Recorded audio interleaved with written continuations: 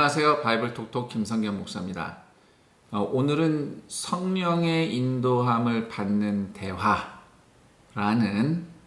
주제를 가지고 이야기를 나눠보겠습니다. 내용은 사도행전 15장 내용을 중심으로 할 겁니다.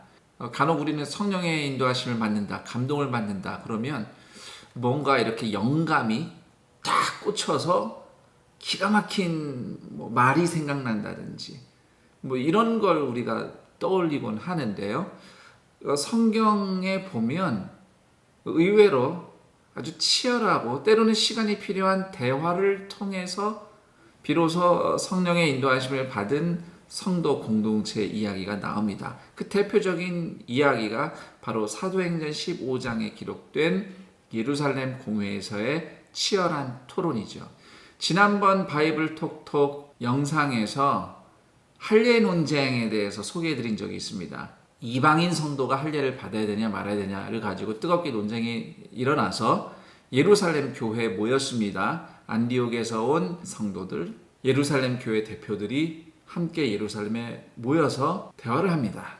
자, 그런데 한참 뜨겁게 토론한 다음에 베드로가 맨 마지막에 일어나서 무엇인가 이야기를 합니다. 비록 이방인, 로마인, 할례받지 않은 사람이지만 하나님께서 예수님을 영접케 하시고 바로 그날 성령으로 거듭나도록 은혜를 베푸신 그 사건, 로마 백부장 고넬료가 구원받은 사건, 그때 이야기를 들려줍니다. 베드로가. 그러면서 하나님이 차별 없이 이방인에게도 성령을 주셨는데 우리가 이방인 성도들에게 율법의 멍에를 씌워서야 되겠느냐?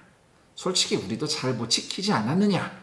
이렇게 이야기를 하면서 그 뜨거운 변론이 좀 정리가 됩니다. 그 다음에 예루살렘 교회의 대표적인 리더였던 야고보가 일어나서 아모스서 9장 11절 12절 이 다윗의 무너진 장막이 다시 세워지리라는 구약의 예언을 읽으면서 이 말씀의 뜻이 이러하다. 이 말씀이 이미 성취되었다. 이렇게 말씀을 푸는 내용이 또 나옵니다.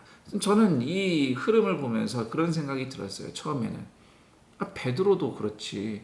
처음부터 고넬료 봐라. 하나님이 이방인도 그렇게 성령 주시지 않았느냐. 베드로가 좀 처음부터 이 얘기를 했으면 이렇게 힘들게 길게 변론할 필요도 없었을 텐데, 그럼 결론 금방 났을 텐데 왜 한참 뜨겁게 다 변론하고 나서 그제서야 베드로가 이 얘기를 하고 결론을 맺었는가 궁금하지 않으신가요? 여러 가지 가능성을 이야기할 수 있겠지만 그냥 성경의 흐름에 가장 잘 맞는 해석을 한 가지를 뽑으라면 저는 베드로가 그런 변론을 통과한 후에야 고넬료가 성령 받고 구원받은 사건이 이런 의미가 있구나라고 더 명확하게 깨달아서 그래서 변론 다 있은 후에 베드로가 말했다고 저는 그렇게 생각을 합니다. 그러니까 처음에 베드로가 고넬료 사건하고 지금 이 할례 논쟁하고 직접적으로 관계가 있다고까지는 생각을 못한 것 같아요. 그렇지만 성도들이 뜨겁게 변론을 토론을 하는 가운데 이게 상관이 있는 거구나. 하나님이 고넬료에게 그때 그렇게 하셨으니까 오늘 우리가 이 상황에서 이렇게 순종해야 되겠구나 깨닫게 된 것이죠. 그리고 베드로의 발언 이후에 야고보가 아모스서 9장을 언급하면서 다윗의 무너진 장막이 하나님 말씀대로 세워졌다. 이렇게 말씀을 푸는 이 대목도 저는 앞서 이 뜨거운 변론이 있었기 때문에 가능했다고 봅니다.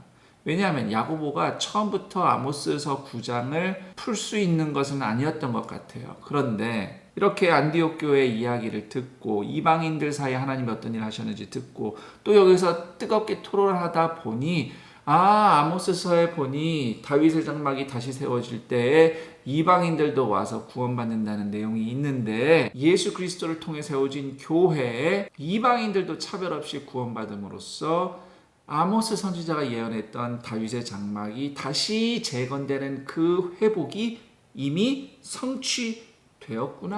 구약의 말씀의 의미가 비로소 깨달아지고 풀어진 것이죠.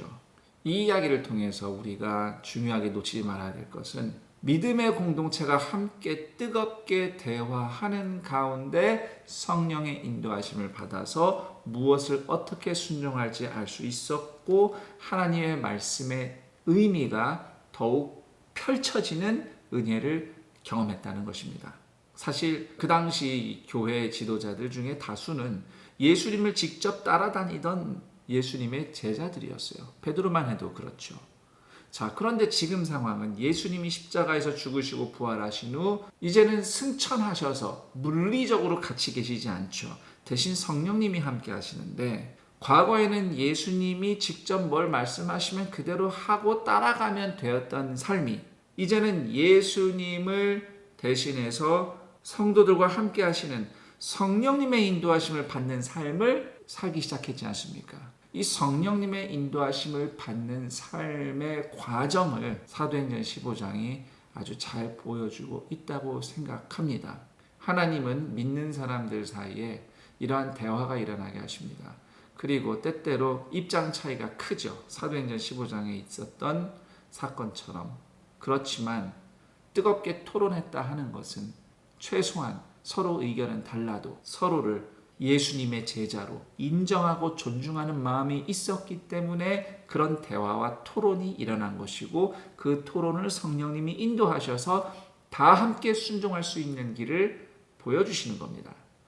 그날 예루살렘 공회의 결론은 사도행전 15장 19절 20절 내용입니다. 그러므로 내 의견에는 이방인 중에서 하나님께로 돌아오는 자들을 괴롭게 하지 말고 다만 우상의 더러운 것과 음행과 목매어 죽인 것과 피를 멀리하라고 편지하는 것이 옳으니, 이방인 성도들이 율법을 굳이 유대인들처럼 지키지 않아도 되고 할례 받지 않아도 되지만 대신 최소한의 거룩한 삶을 유지하자라고 하면서 우상 숭배 피하고, 또 음란한 행위들, 그런 부분들 피하고, 또 목매어 죽인 것과 피를 멀리하라. 이것은 우상에게 한번 바쳐졌던 제물을 먹지 마라.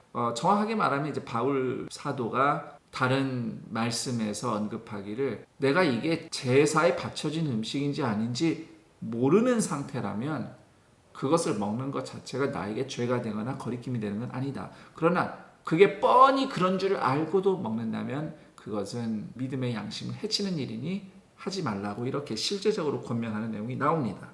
자, 어쨌든 19절 20절의 내용은 단순히 이방인들만을 위한 가이드가 아니라 율법대로 지키며 또 율법대로 음식을 가려 먹는 유대인 성도들을 배려해서 고려해서 내린 결정이죠.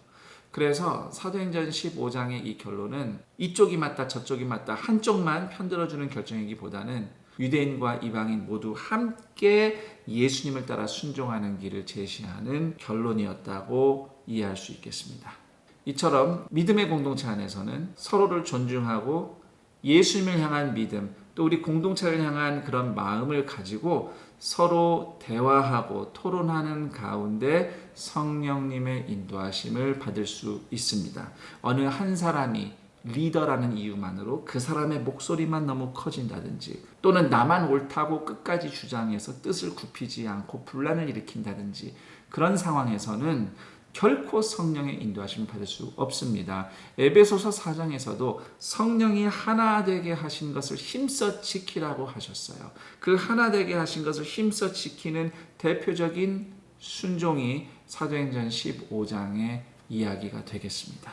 오늘 여러분은 어떻게 성령님의 인도하심을 받고 있습니까? 나 혼자 필 받으면 그게 성령의 인도하심 받은 것 아닐 수 있습니다. 같은 믿음을 갖고 있지만 생각의 차이가 있기 때문에 함께 씨름하고 대화해야 하는 수고를 아끼지 않을 때 우리는 비로소 다 함께 한 걸음 순종해 나가는 길을 성령의 인도하심을 따라 발견할 수 있게 될 겁니다. 그리고 그럴 때 비로소 야고보가 아모스서를 풀었던 것처럼 우리에게도 그렇게 말씀이 풀어지는 은혜가 임할 겁니다.